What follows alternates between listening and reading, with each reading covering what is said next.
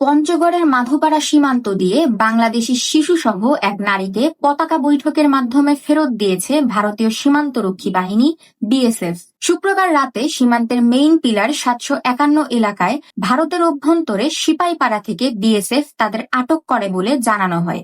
রাতেই পতাকা বৈঠকের মাধ্যমে বিজিবির কাছে তাদের ফেরত দেয়া হয়। পরে আটককৃতদের সদর থানা পুলিশের কাছে হস্তান্তর করে বিজিবি। এ ঘটনায় বিজিবির পক্ষ থেকে পাসপোর্ট আইনে মামলা দায়ের করা হয়েছে। আটককৃতরা হলেন মাদারীপুর জেলার শিবচর উপজেলার দত্তপাড়া এলাকার ইমরান হোসেনের স্ত্রী বৃষ্টি খাতুন ও তার ৩ বছরের মেয়ে আয়েশা খাতুন।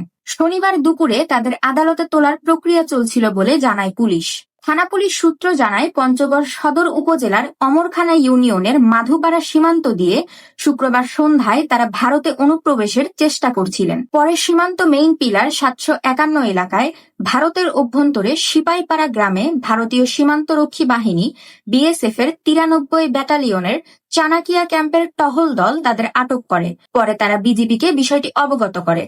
সদর থানা পুলিশের ভারপ্রাপ্ত কর্মকর্তা আশরাফুল ইসলাম বলেন, ওই নারী এর আগেও একবার ভারতে গিয়েছিলেন। সেখানে তার মাইদুল শেখ নামে স্বামী আছেন। তিনি তার স্বামীর কাছেই যাচ্ছিলেন। বিজিবি তাদের শুক্রবার রাতে আমাদের কাছে হস্তান্তর করেছে। এ ঘটনায় বিজিবি পাসপোর্ট আইনে মামলা দায়ের করেছে।